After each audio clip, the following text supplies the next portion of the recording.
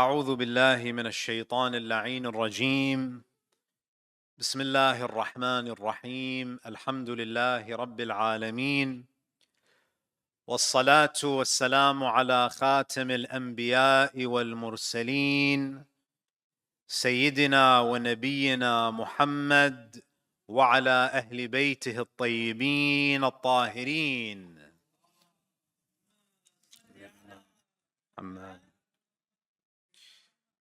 ولعنة الله على أعدائهم ومنكر فضائلهم من الآن إلى قيام يوم الدين. رب اشرح لي صدري ويسر لي أمري واحلل عقدة من لساني يفقه قولي. Respected scholars, elders, my dear brothers and sisters, Assalamu alaikum wa rahmatullahi wa barakatuh. Last night we spoke about the incident between Zulaykha and Yusuf. And we mentioned how they both raced towards the door. When Zulaykha tried to force herself on Yusuf, he immediately turned away and he ran for the door. And because she had locked a number of doors, Yusuf alayhi salam was running from one door to another, unlocking one door, running to the next door. And as he was trying to escape, the Quran tells us that Zulaykha, she grabbed the tail of his shirt and she tore his shirt from behind, until they reached the final door which exits the palace, and this is where they find Aziz, the husband. And the moment Yusuf and Zulaykha discover Aziz, who the Bible names as Potiphar, she says to him, قالت ما جزاء من أراد بأهلك سوءا. She says to her husband, what is the punishment for one who intends harm for your family? Notice, it's not even a question about who is guilty in her mind. Because she's in a position of authority, she immediately shifts the blame to Yusuf. What should be the punishment for someone who intends evil? Notice that when someone is guilty, usually they are very ambiguous in the way that they present a story. She doesn't specify what he did. She says, what is the punishment for one who intends evil? What does that even mean? What is the evil that he intended? She's very vague.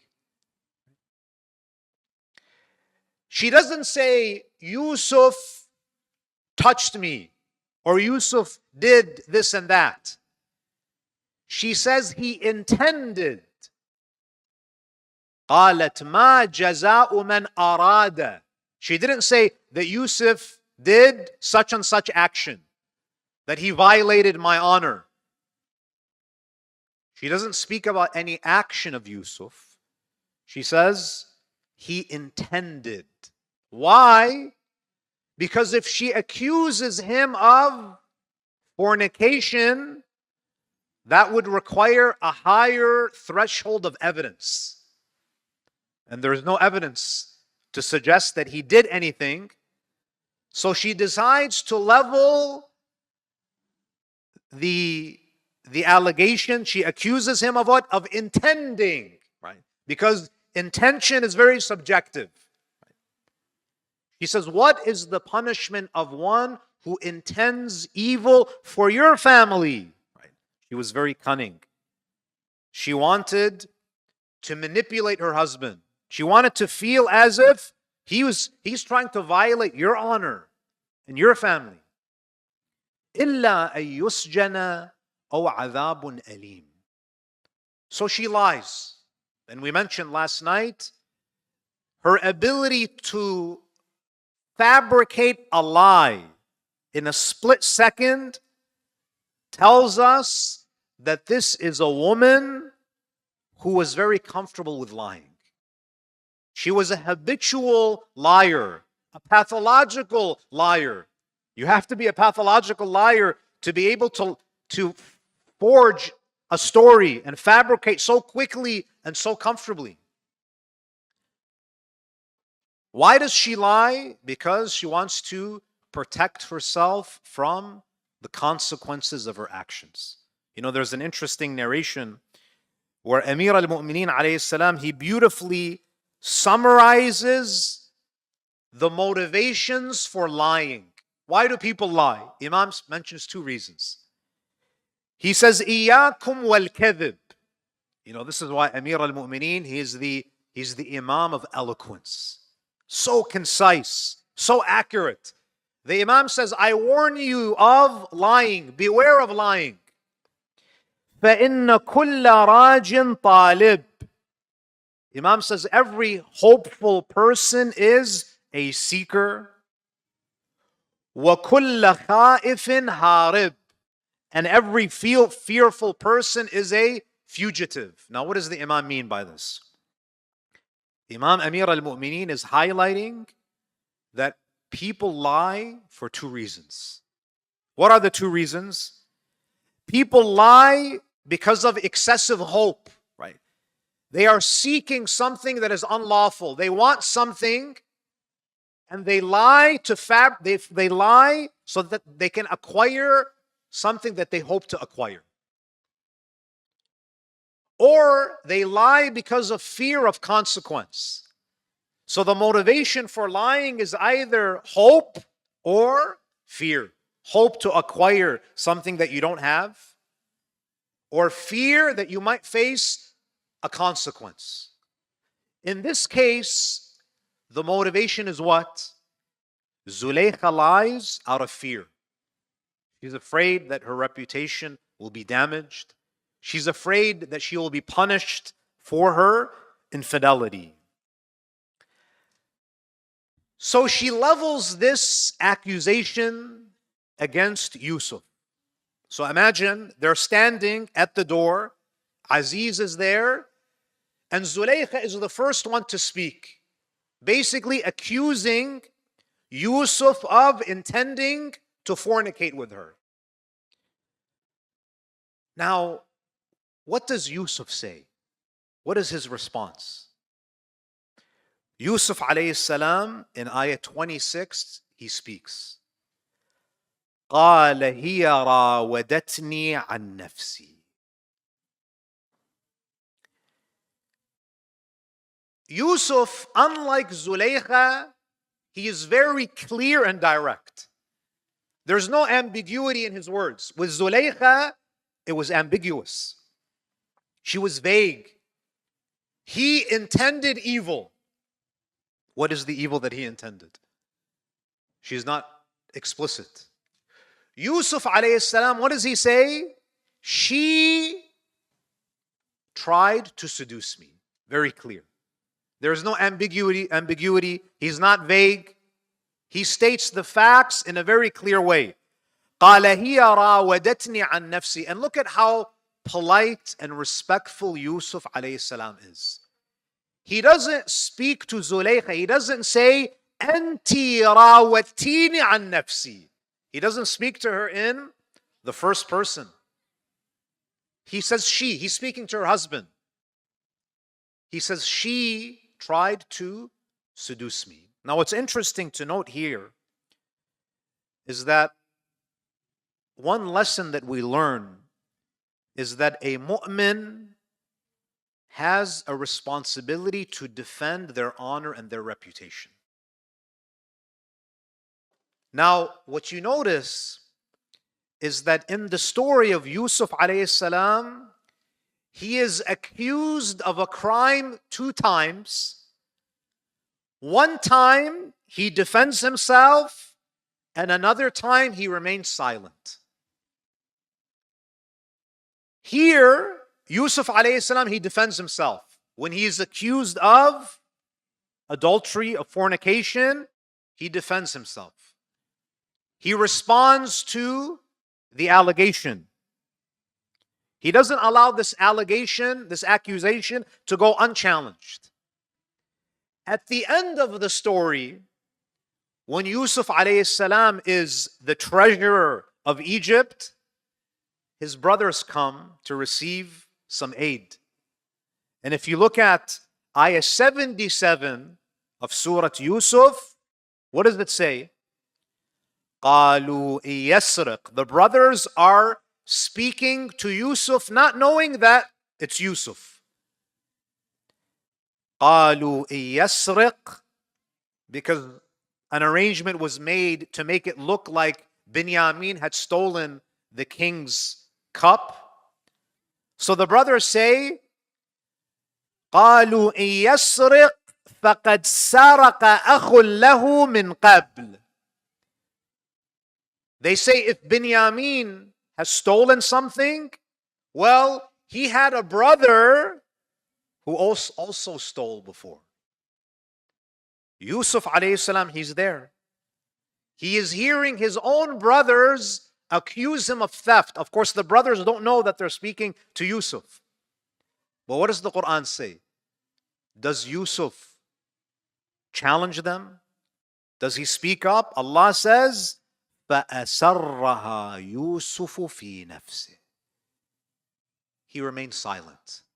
He did not respond to that accusation. And this is a very important lesson for us.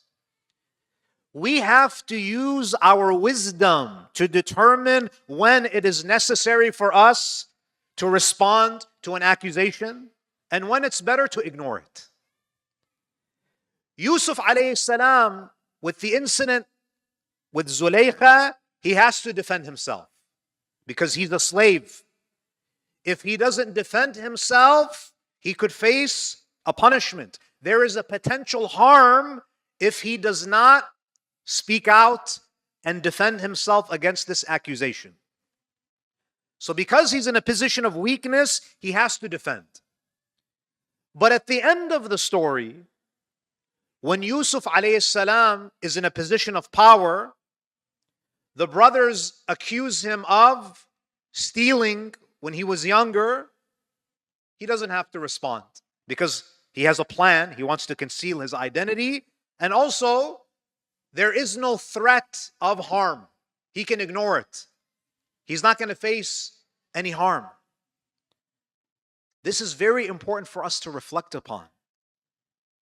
We shouldn't feel the need to respond to every single accusation that we hear. In life, people are going to talk about you. They're going to mock you. They're going to insult you. You don't need to respond to everything. You have to use your judgment and you use your wisdom to determine which accusations, which false stories I need to respond to, and which ones I just need to ignore. And this applies even when it comes to attacks on our religion. There are some people who attack Islam, and maybe certain attacks need to be addressed. But should we respond to everyone who attacks Islam? Should we go on YouTube and respond to every attack that's made in the comment section? You won't have a life if that's what you decide to do. So here, Yusuf alayhi salam, he responds.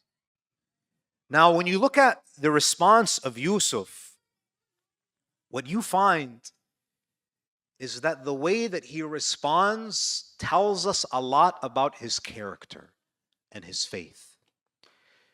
You see, if you put yourself in the shoes of Yusuf and you are accused of a serious crime like fornication, naturally you would imagine that in his words there would be a lot of emphasis.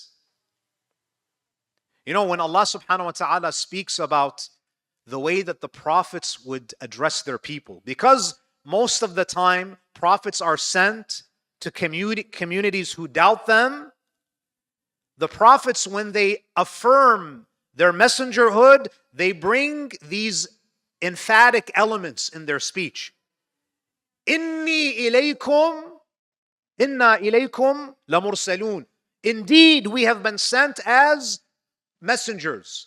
Why are they using emphasis? Because they are speaking to a crowd who is doubtful. But Yusuf alayhi salam, he doesn't use any emphasis in his defense. Nor does he even say, Wallah. It's very interesting. You would think that Yusuf alayhi salam, in this precarious situation, he would say, Wallahi, I did not do anything wrong. He doesn't invoke the name of Allah. He doesn't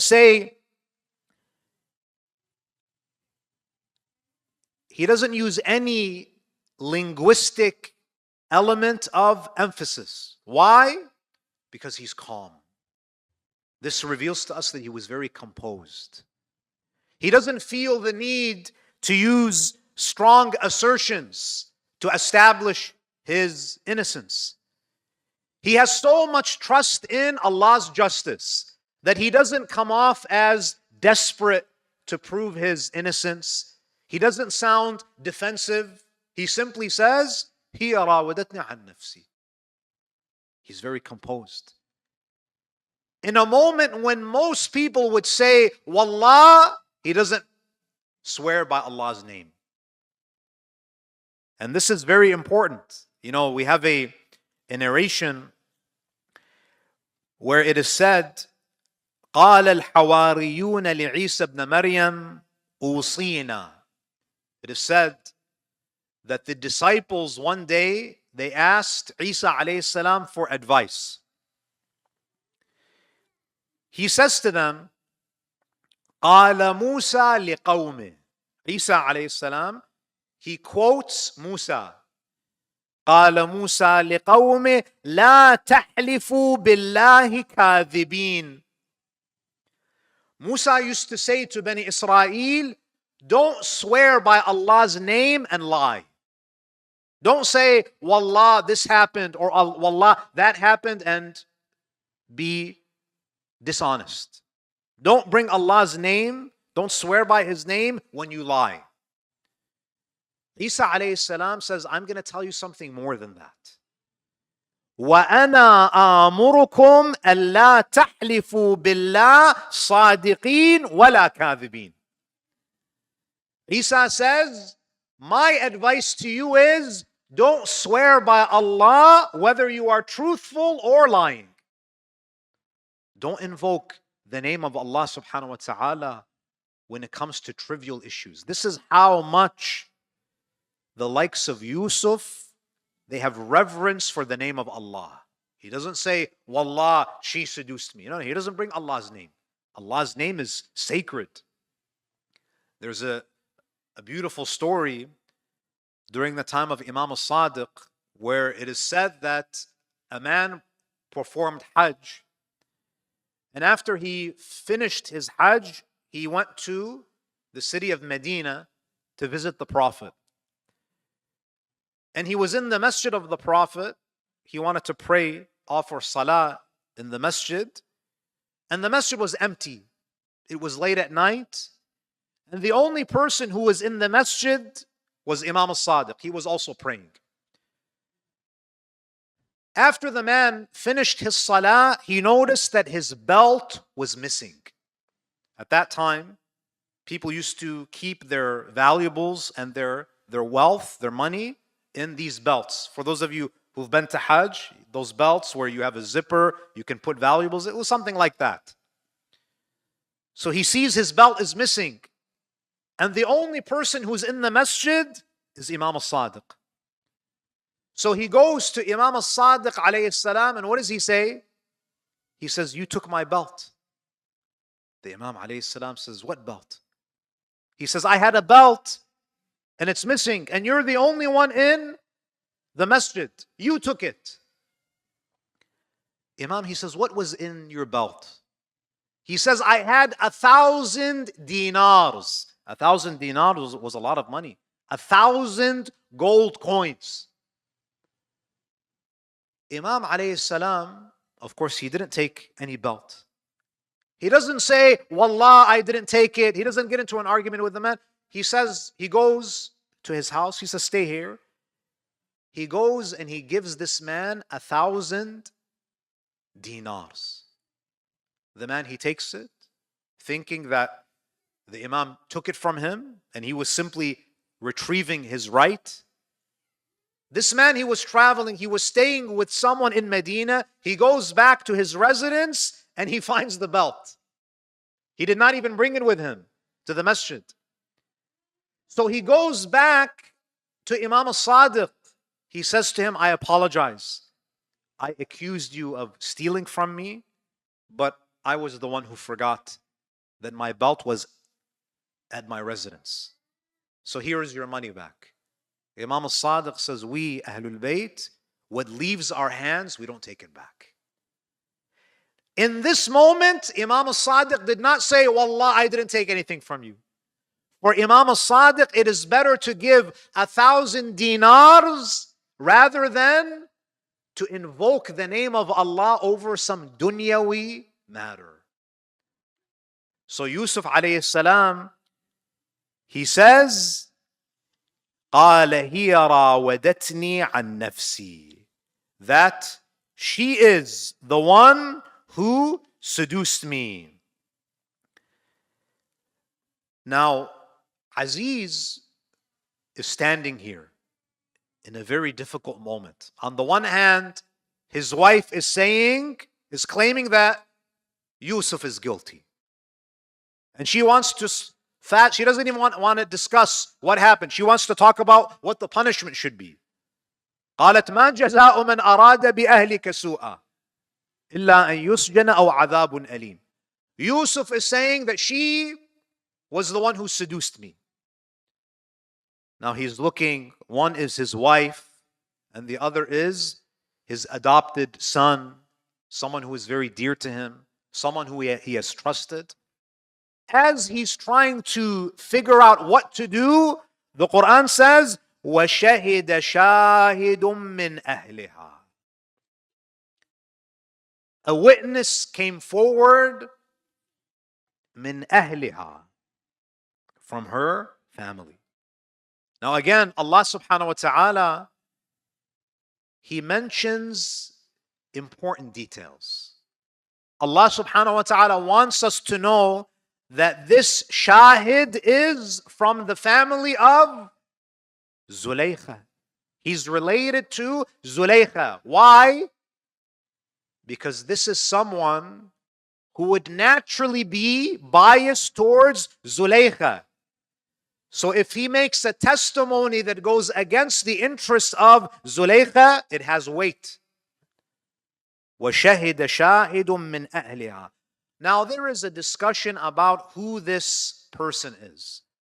There are some narrations that say that it was a baby who was from the family of Zulaykha who miraculously spoke. We have some narrations that mention this. But those narrations are weak, and many of our ulama, they discard these narrations. Why? They say that if it was a baby who spoke, there would be no need to present a logical argument on how to decide who the guilty party is. The fact that a baby spoke is a mu'jiza. The baby would just need to say, Yusuf is innocent, and that's it. But the fact that the speaker is giving a rationale, is giving a logical way to determine who the guilty party is, this is an indication that there is no mu'jiza involved. وَشَهِدَ شَاهِدٌ مِّنْ أَهْلِهَا إِنْ كَانَ قَمِيصُهُ قُدَّ مِنْ قُبُلٍ فَصَدَقَتْ وَهُوَ مِنَ الْكَاذِبِينَ. This witness was not an eyewitness, because only Zulaykha and Yusuf were in the room. This is not an eyewitness. This is someone who is presenting an argument that leads to the truth. And Allah subhanahu wa ta'ala considers them a shahid. This witness, this person says what? Let us look at Yusuf's shirt. If his shirt is torn from the front, that means she is truthful and he is lying. And then the witness says, وَإِنْ كَانَ قَمِيصُهُ قُدَّ مِنْ دُبُرٍ فَكَذَبَتْ وَهُوَ مِنَ الصَّادِقِينَ. But if his shirt is torn from behind, that means he is truthful and she is a liar. Why? Zulaykha is claiming that Yusuf forced himself on her. If this is true, she would have fought back. And in her fight against Yusuf, in her struggle to push Yusuf away, she would have torn the front of his shirt. And if Yusuf is truthful that he was running away from her, if his shirt is torn from the back, that means she was pursuing him. And she is the one who intended to commit haram. Now here, there is an interesting discussion. Some ulama, they look at this verse and they start to think about what constitutes proof and evidence in a legal case. You see, in Islamic law, to prove that a crime was committed, there are two ways. Either there is iqrar, there is confession. The person who's accused confesses. If they confess, the punishment is administered. If they don't confess, you can establish the crime through bayina, which is a type of religiously sanctioned evidence, where you have two just witnesses, two just male witnesses confirm that they witnessed the crime took place. In the case of zina, fornication, you need 4 just witnesses. There are some scholars that look at this, they look at this ayah, and they say that this verse establishes the permissibility of using circumstantial evidence in a case. Because there is no eyewitness here. This shahid is basically saying, look at the circumstantial evidence and make a judgment off of circumstantial evidence that yields certainty. So there are a minority of ulama. Of course, the traditional position is that no, we don't rely on circumstantial evidence. We need bayina. We need 2 just witnesses. There are others that say we can use this ayah to establish that in legal cases we can use DNA. We don't necessarily need 2 just witnesses or 4 witnesses. If we can establish that a crime was committed through DNA or through fingerprints, this is sufficient. So a minority of Sunni and Shia ulama, they say that we can use circumstantial evidence that leads us to certainty. And one of the arguments that they use is this incident in the story of Yusuf. Because Allah validated that line of argumentation. He validated that argument. In any case, the Quran tells us in ayah 28, فَلَمَّا رَأَى قَمِيصَهُ قُدَّ مِن دُبُرٍ. This argument was very logical. Aziz accepted this. So Aziz then investigates the shirt of Yusuf. And lo and behold, he finds that the shirt of Yusuf is torn from behind. فَلَمَّا رَأَى قَمِيصَهُ قُدَّ مِن دُبُرٍ قَالَ إِنَّهُ مِن كَيْدِكُنْ إِنَّ كَيْدَكُنَّ عَظِيمٌ. When he discovers that Yusuf's shirt is torn from the back, Aziz, he makes a general statement about all women. He says, this is from your scheming. And the scheming of women is indeed great. Now, there are some people whenever they get into an argument with their wife, they quote this ayah as if Allah is the one who's speaking. This is not the word of Allah. This is the word of Aziz. Of course, we don't believe in this concept that women are inherently cunning and manipulative. This is what Aziz, he says, that this is from your scheming. Now, so at this moment, there are 4 people who are aware of this scandal. Aziz, Yusuf, Zulaykha, and the witness from the family of Zulaykha. Now, Aziz is not an ordinary person. He's a politician. And the worst thing for a politician is for there to be a public scandal. So Aziz wants to ensure that this does not get out. He wants to contain this story. And this is a problem, and we'll speak about what is problematic about the reaction of Aziz. So Aziz knows that he's not going to share this story with anyone because it's going to make him look very bad. Zulaykha is humiliated. She's not going to share this story. The relative of Zulaykha, in their interest, they don't want to tarnish the name of the family. So the only person that they are worried about is what? Is who? Yusuf. And hence, Aziz, he turns to Yusuf. In ayah 29, Yusufu a'rad an hadha. Yusuf, turn away from this. Meaning, pretend this didn't happen. Pretend this didn't happen. This shows you, brothers and sisters, that people who are in power, unfortunately, many of them, they have pride, they have an ego, and the most important thing for them is that no one finds out. They tolerate corruption, but as long as it stays private, as long as no one else finds out. And what does he say to his wife? He says, Yusuf, instead of speaking to his wife first, his first concern is what? That the story doesn't go public. His first concern should be, what kind of woman are you married to? He says, Yusuf a'rad an hadha wastaghfiri li dhanbiki. He says to his wife, repent for your mistake. A mistake? A mistake is if someone, forgets to cook lunch.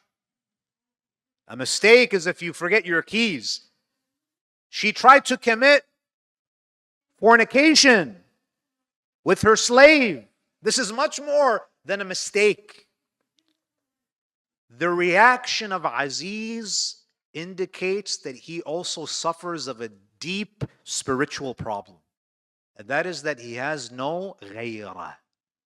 He doesn't have that protective jealousy that is praiseworthy in men. We have many ahadith that speak about this quality of ghayrah. A man should be protective over the womenfolk of his family. We have a narration from Rasulullah sallallahu alaihi wa alihi. Allahumma salli ala Muhammad. Where he says, إِنَّ الْجَنَّةَ لَتُوجَدْ رِيحُهَا مِنْ مَسِيرَةِ 500 عام. The Prophet says the fragrance of paradise can be detected from a distance of 500 years. Imagine at that time, you're galloping on a horse for 500 years. If you were to gallop 500 years away from Jannah on a horse, you could still smell the fragrance of Jannah. But there are some people who will never smell the fragrance of Jannah. وَلَا يَجِدُهَا عَاقٌ وَلَا دَيُوث. A person who mistreats their parents, they will never smell the fragrance of Jannah. And someone who is a dayuth. They asked the Prophet, Ya Rasulullah, وَمَا الدَّيُوث? Who is a dayuth? قال الذي تزني امرأته وهو يعلم بها. Someone who has a wife who's being unfaithful to him and he's passive about it. He doesn't react. Amir al-Mu'mineen alayhi salam, when he was the Khalifa, this is mentioned in his sermons, When he was in Iraq, one of the negative things that he saw about in the city, in Kufa, was that he saw that men and women used to mix in the marketplace. There was a lot of unchecked mixing between men and women in the marketplace in Kufa. So Imam Amir al-Mu'mineen, he delivers a sermon about this. He says, Ya Ahl al-Iraq, نبئت أن نساءكم يدافعن الرجال في الطريق أما تستحون. Imam says, O people of Iraq, I have been informed that your women are brushing against men in the marketplace. Don't you have any shame? Don't you have any ghayrah? Don't you have any protective jealousy? Amir al-Mu'mineen would rebuke people. Aziz, he had this problem. He had no ghayrah. Yusuf, أعرض عن هذا واستغفري لذنبك. One more point before we conclude is that Aziz is not Muslim. He is not a monotheist. He's a mushrik. But even someone who is mushrik, who is not religious, understands that zina is something that is evil. It's something that is reprehensible. And this shows us that there are some sins that we recognize as repugnant and abhorrent through our fitrah. So even if someone doesn't subscribe to any organized religion, on the day of judgment, Allah subhanahu wa ta'ala is going to judge you according to the dictates of your own fitrah. Inshallah, tomorrow night, we'll speak about how the news of this scandal actually spread all over the city. You know, the fear was that this would get into the public eye, and indeed that is what happened. Inshallah, we'll speak about that tomorrow night. وآخر دعوانا الحمد لله رب العالمين وصلى الله على محمد وآله الطاهرين.